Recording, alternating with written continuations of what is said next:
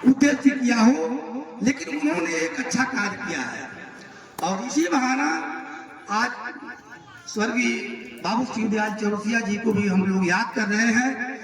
गांव गांव में ये संदेश फैल रहा है कि शिवदयाल चौरसिया जी चौरसिया समाज के नेता थे और 1927 में वो राजनीति कर रहे थे, जब इस देश में बहुत कम पढ़े लिखे लोग होते थे। उस समय उन्होंने वकालत किया था और उस समय पिछड़ी जातियों के लिए उन्होंने लड़ाई लड़ी थी। वो लड़ाई केवल चौरसिया समाज के लिए नहीं लड़ी थी, बल्कि पूरे देश के पिछड़ी जातियों की लड़ी थी।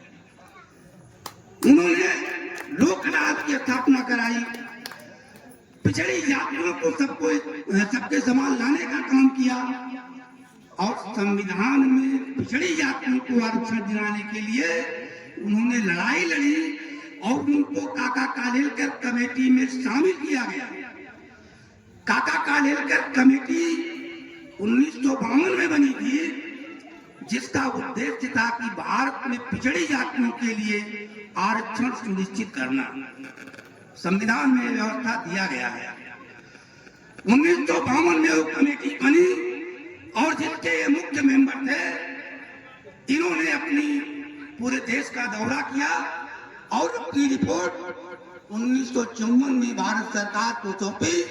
उस समय इस देश की तत्कालीन प्रधानमंत्री पंडित जवाहरलाल नेहरू थे। उन्होंने इनके रिपोर्ट को ठंडे बत्ते में डाल दिया, क्योंकि उनको ये लगा कि ये आरक्षण जो ये मांग कर रहे हैं अगर दे दिया जाएगा तो पिछड़ी जातियां बहुत आगे चली जाएंगी, हमारा ये व्यवस्था डगमगा जाएगा। परिणाम ये हुआ कि काका कालेलकर कमेटी की रिपोर्ट को लागू नहीं किया गया।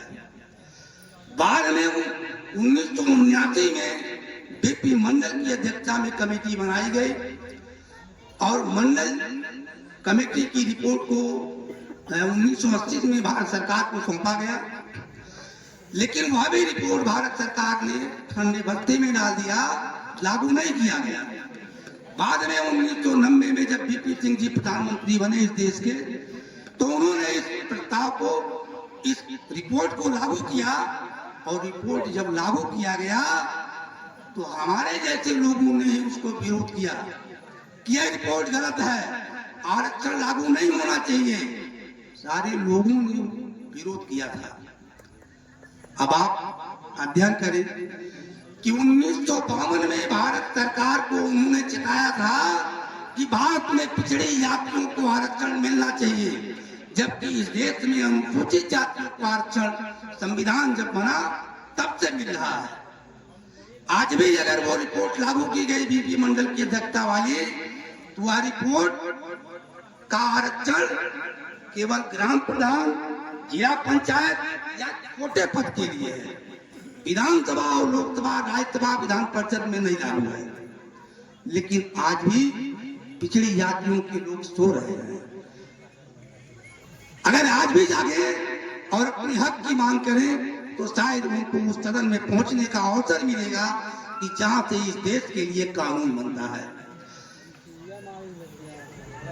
क्योंकि बात ज्यादा होनी है, मैं आपको पुनः यहाँ की विधायक जी को धन्यवाद देता हूँ, बधाई देता हूँ, आशीर्वाद देता हूँ।